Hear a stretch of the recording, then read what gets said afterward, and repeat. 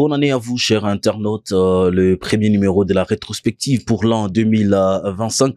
Nous vous souhaitons une année fructueuse, en tout cas plein d'espoir pour ces populations. D'ailleurs, particulièrement vivant à l'est de la République démocratique du Congo. Nous allons revenir sur les éléments, les informations clés de cette semaine. Qu'est-ce qu'il faut retenir? Une semaine assez agitée avec un développement important de l'actualité, surtout à l'est de la République démocratique du Congo. Messieurs, dames, bonjour. C'est pour la première fois que vous suivez Kivu Morning Post. Commencez d'abord par vous abonner sur la chaîne et on va se permettre de voyager pour des questions d'actualité de la plus belle de manière. Nous allons commencer par les affrontements dans les territoires de Massissi à Lubero et on va recevoir sur ce plateau un journaliste de Kivu Morning Post, Héritier Baraka. Bonjour et surtout bienvenue. Bonjour Monsieur Blaise Bassabos et bonjour aux téléspectateurs de Kivu Morning Post et meilleurs vœux. Ça a été une semaine assez agitée, surtout dans les territoires de Massissi, des combats importants enregistrés, des violents combats. Oui, il faut noter que l'Est de la République démocratique du Congo a été secoué par des combats violents toute la semaine, justement le lendemain de la fête des Nouvelles. Et ces combats ont été enregistrés dans plusieurs axes des territoires de Massissi, notamment l'axe Sake où l'armée a fait des exploits avec ses offensives. Ils ont réussi à récupérer la colline dite Trois Antennes à Kiuli. C'est une colline stratégique qui donne un peu, qui donne des visionnages sur Sake, un peu les contrôles stratégiques pour Sake, et l'armée et ses alliés Wazalendo ont réussi à récupérer cette colline, d'ailleurs qui a été confirmée par des sources militaires à Kivu Morning Post. Il y a les porte-parole de l'armée au Nord Kivu, le colonel Njike Kaiko, qui a annoncé officiellement que l'armée était en contre-offensive pour récupérer les zones occupées par les rebelles du M23 et que les rebelles soutenus par le Rwanda avaient subi d'énormes pertes durant ces offensives.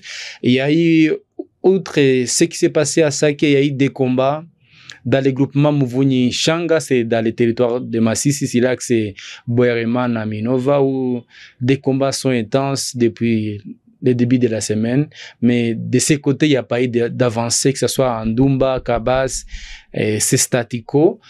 Mais Héritier, je ne m'arrête pas à ça que aussi on déplore à cette bombe qui a fait de morts et des blessés lorsque l'armée voulait tenter de récupérer 3 antennes. Oui, il y a eu au moins 3 civils tués dans cet incident, dans des échanges de tirs entre l'armée et les rebelles du M23, et la société civile des Sake et des chefs locaux accusent le M23 d'avoir tiré cette bombe, cette Enobi qui est tombée dans la ville de Sake. C'est dans les quartiers d'Ibirere, où la bombe est explosée, est tombée sur une maison, et puis il y a eu au moins 3 civils et 4 blessés, selon les chefs de la cité de Sake. Vraiment, ça s'agite, mais aussi en Ngungu, on parle quand même de plusieurs villages qui ont été récupérés cette semaine. Oui, comme il l'a dit d'ailleurs dans les briefings d'hier, jeudi à Kinshasa, le général Sylvestre Ekenge, l'armée a récupéré aujourd'hui Ngungu et la cité de Ngungu. Vous l'avez suivi dans nos interviews de la population qui est en Ngungu, qui a confirmé la prise de Ngungu par l'armée congolaise appuyée par les Wazalendo, qui sont déterminés d'ailleurs à avancer et récupérer des villages aux alentours, selon même les porte-parole de Wazalendo, Séraphin Sabimana, qui d'ailleurs a manifesté sa volonté, selon lui, qui est sur le terrain, que les Wazalendo et les FARDC continuent d'avancer et qu'ils étaient dans une bonne position pour récupérer les villages conquis par les M23. Mais il faut noter que l'armée a récupéré Ruzirantaka, pour ceux qui connaissent, même si Google, vous pouvez le voir, Ruzirantaka, Ngungu, Murambi et plusieurs autres villages dans cette partie du territoire de Massissi, à la limite avec la province du Sud Kivu. Mais ces combats ont fait au moins 3 civils qui ont été tués. C'était un bilan provisoire, au moins 69 civils blessés dans ces combats. Et il y aurait encore des civils qui ont été tués, qui sont dans la communauté selon des sources sanitaires sous couvert d'anonymat à Kivu Morning Post. Et la situation reste étendue parce que ce vendredi, des combats sont signalés aux alentours de la cité d'Ngungu et des habitants témoignent des scènes de pillage des hommes armés lors de cette prise des hommes armés jusque-là non identifiés et appellent à l'armée et aux autorités militaires et de Wazalendo de s'imprégner de cette situation pour mettre fin à ces cas de pillage signalés dans la zone. À part Ngungu, on peut signaler aussi la situation qui a tellement évolué cette semaine dans Silax Sud, dans le territoire de Massissi, avec des combats acharnés, Silax et Katale, Massissi. Il y a eu les rebelles du 23, c'est d'ailleurs l'armée, le général Sylvestre Kenge, il a dit hier à Kinshasa, dans les briefings à côté de Mouyaya et la ministre Thérèse Kaikwambe Wagner, que les rebelles du 23 auraient pris encore Massissi Centre après que l'armée ait réussi à reprendre les chefs-lieux du territoire de Massissi Centre. Et au finish, les rebelles ont reçu des renforts de l'armée rwandaise et ont pris contrôle encore de Massissi Centre, qui est le chef-lieu du territoire de Massissi. Et pour l'instant, les rebelles du 23 occupent Massissi Centre, Katale, Luchebere et les Kaongole et les environs.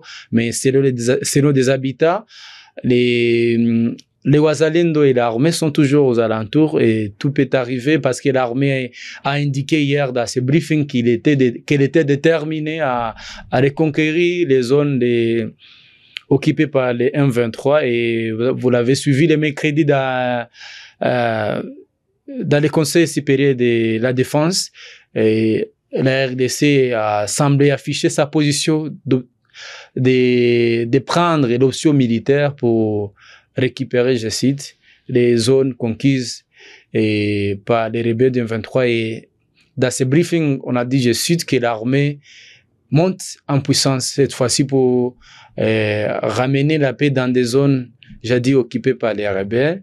Mais au finish, on peut terminer cette actualité sécuritaire si la situation a béni. C'est là que c'est... D'ailleurs, à Béni, pour commencer, parler de Béni, c'est Mouzi qui arrive pour parler dans cette collaboration entre FRDC et UPDF. Oui. Parlons de cette actualité avant de parler dans des affrontements parce que Mouzi vient pour les comptes de l'Ouganda, mais pour superviser les opérations dans cette zone. Oui, je pense que c'est la première fois d'ailleurs que les chefs d'état-major général des forces armées ougandaises arrivent en RDC.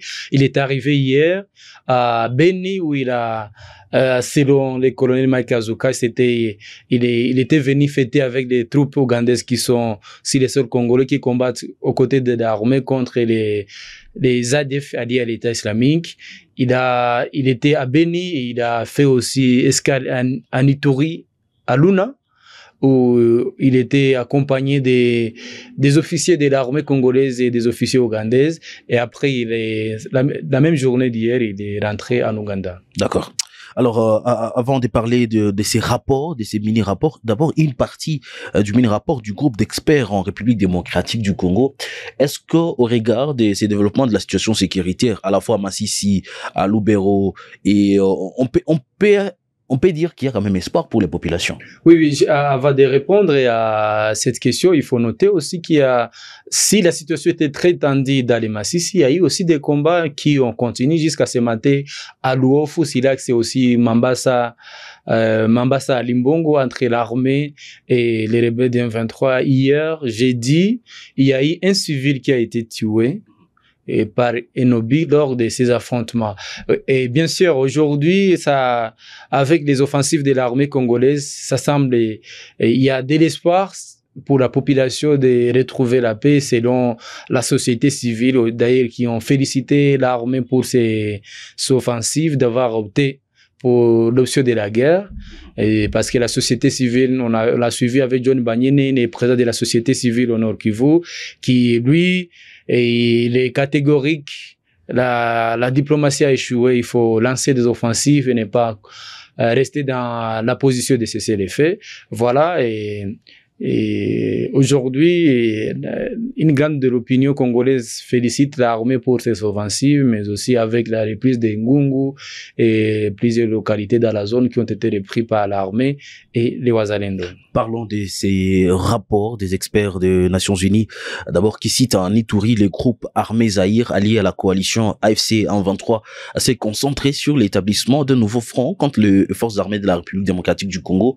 Des figures qui ont rejoint des mouvements dans cette partie de la République démocratique du Congo. Il s'agit de Thomas Lubanga et Yves Pango Madro qui font l'objet jusque-là des sanctions et qui ont joué un rôle essentiel des Nations Unies et qui d'ailleurs ont joué un rôle essentiel dans la mobilisation du groupe Zaïre et le renforcement de la collaboration avec la coalition AFC en 23. Vous avez lu les rapports, mais j'aimerais que ces points de l'Ituri puissent nous intéresser avec vous. Il faut noter que Thomas Lubanga, c'est un ancien rebelle qui est connu dans les années 2000 en Ituri. Il a été aussi inculpé par la CPI, la Cour pénale internationale. Et puis, il a été emprisonné avant d'être acquitté après avoir purgé sa peine à La Haye. Et il est revenu dans la politique en RDC. Et depuis l'avènement de l'état de siège, il y a eu des courts-circuits avec lui, avec les autorités militaires de l'Ituri. Et puis, au finish, aujourd'hui, il se retrouve dans l'autre camp. Au finish, il a fait exil en Ouganda avec aussi avec Yves Kawa, qui est le chef, il est l'un des chefs coutumiers très influents en Ituri, aujourd'hui qui sont cités par les experts des Nations Unies, de s'être rapprochés avec les M23. On l'a vu dans ces rapports, selon les experts des Nations Unies, les grandes choses se passent dans la ferme de Yves Kawa qui se trouve en Ouganda, qui faciliterait des trafics des armes et des combattants qui partent dans des formations à Tchanzu, au Nord Kivu, et puis revenir à Ituri. Et des experts des Nations Unies, semblent affirmer qu'il y a aujourd'hui un rapprochement avec les groupes Zaïre et les rebelles du M23 qui combattent de l'autre côté en Ituri. Et cela fait craindre la détérioration des situations sécuritaires dans l'est de la RDC. Voilà ce qu'on peut dire de ces situations. On l'a vu, ces révélations interviennent après l'arrestation d'une dizaine de jeunes qui ont été arrêtés en Ouganda et puis rapatriés. Et des révélations qui ont été faites par les vice-gouverneurs de l'Ituri et les gouverneurs de l'Ituri et le lieutenant général Luboya Kachama qui ont indiqué qu'il s'avérait que le M23 recrute en masse en Ituri pour lancer un nouveau front en Ituri. Merci beaucoup. Et héritier, nous allons d'ailleurs rester sur ce même chapitre pour continuer à décortiquer ce rapport des experts des Nations Unies, d'ailleurs qui cite que la violence endémique dans l'est de la République démocratique du Congo a des répercussions sur la sécurité, la situation humanitaire. Les conflits a continué de porter atteinte aux relations régionales. D'ailleurs, nous l'avons compris hier entre ces guerres entre les gouvernements congolais et le gouvernement rwandais. Paul Kagame d'ailleurs qui a tenu une conférence de presse. Ça ne va pas nous intéresser aujourd'hui. Nous allons parler d'autres questions. Dans les rapports, Faustine Binja, bonjour et surtout bienvenue. Bonjour Blaise, merci de me recevoir dans cette rétrospective sur Kivu Morning Post. Les minéraux des Roubaïa cités dans ces rapports, mais aussi des révélations accablantes par rapport à ces minéraux aujourd'hui pillés, facilités par les M23. Oui, exactement. Dans le rapport des experts des Nations Unies, on parle des minéraux qui sont exploités par la coalition AFC M23, qui sont acheminés au Rwanda. Et on parle d'un grand gain, en tout cas, de la part des rebelles du M23, qui, après avoir exploité, commercialisé les minéraux de Roubaïa, arrivent jusqu'à $800,000 par mois. Imaginez que cette guerre qui fait des années, qui fait environ 2 ans que les rebelles du M23 exploitent cette partie-là. Et dans toutes les parties, pas seulement Roubaïa, mais dans toutes les parties où les M23 ont occupé les territoires congolais, ils sont arrivés jusqu'à $800,000 par mois qu'ils trouvent dans l'exploitation, la commercialisation des minéraux qu'ils exploitent ici dans l'est de la RDC. C'est quand même énorme. Oui, c'est quand même énorme, hein. Surtout les trains de vie des Congolais qui n'arrivent même pas à imaginer ces chiffres-là et voir une exploitation pareille, des minerais qui sont exploités évidemment par des Congolais qui sont exploités dans ces mines. 800 000 $ par mois, c'est quand même un très grand chiffre. Faustine, le même rapport continue de confirmer que le Rwanda n'a pas cessé de déployer des troupes sur les sols.